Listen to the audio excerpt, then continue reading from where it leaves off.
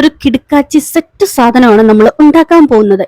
So let's come on guys. എന്നാ പിന്നെ നമുക്ക് സമയം കളയാണ്ട് അങ്ങോട്ട് തുടങ്ങിയാലോ. ഒരു A4 സൈസ് പേപ്പർ അങ്ങോട്ട് എടുക്കുക, മതി, അതിന്റെ ആവശ്യമേ ഉള്ളൂ. ബട്ട് നോട്ട് ദാറ്റ് അതിന്റെ വീതി, നീളം, അങ്ങനെയുള്ള എല്ലാ കുന്തങ്ങളും ഒരേപോലെ ആയിരിക്കണം.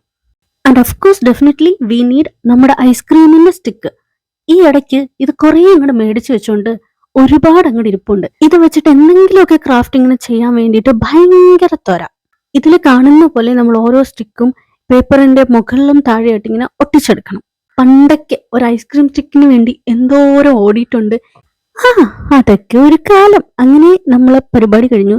ഇനി അടുത്ത പരിപാടി നമുക്ക് കുറച്ച് ഡ്രൈ ഫ്ലവേഴ്സ് വേണം.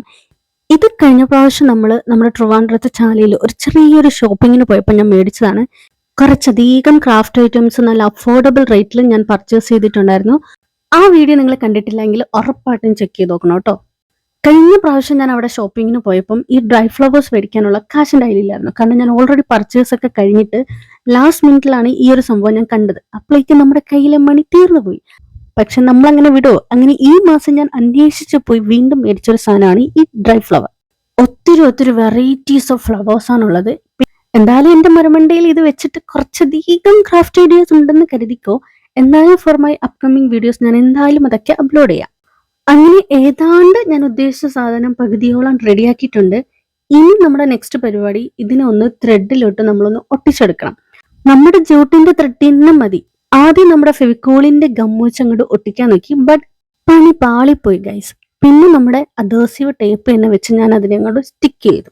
അങ്ങനെ കുറച്ചു നേരത്തെ ശ്രമങ്ങൾക്കൊടുവില് സംഭവം ഞാൻ നല്ല അടിപൊളിയായിട്ട് സെറ്റാക്കി. ഇത് ആക്ച്വലി ഒരു വാൾ ഡെക്കോർ ആണ്. സംഭവം എന്തായാലും ചെറിയൊരു എസ്തറ്റിക് വൈബൊക്കെ ഇല്ലേ, എന്തായാലും അടിപൊളിയായിട്ടുണ്ട്. എനിക്ക് എന്തായാലും ഇഷ്ടമായി. നിങ്ങൾക്ക് ഇഷ്ടമായിട്ടുണ്ടോ എന്ന് കമന്റിൽ പറയണം കേട്ടോ. ബട്ട് എനിക്ക് തോന്നി ഇതിൽ കുറച്ച് ലൈറ്റ് കൂടെ ഒന്ന് ആഡ് ചെയ്യാന്ന്. എന്റെ ടേബിളിന്റെ മുകളിൽ ഒരു ചെറിയൊരു സ്പേസ് ഇങ്ങനെ ഉണ്ടായിരുന്നു. അത് ആക്ച്വലി ഒരു വിൻഡോ സൈഡ് ആയിരുന്നു. അപ്പൊ അവിടെ ഇങ്ങനെ ഹാങ് ചെയ്യുന്ന രീതിയിൽ എന്തെങ്കിലും ഒരു ക്രാഫ്റ്റ് വേണമെന്ന് എനിക്ക് ഭയങ്കര ആഗ്രഹം ഉണ്ടായിരുന്നു. And finally I did it. അപ്പൊ എങ്ങനെയുണ്ട്? അടിപൊളിയല്ലേ?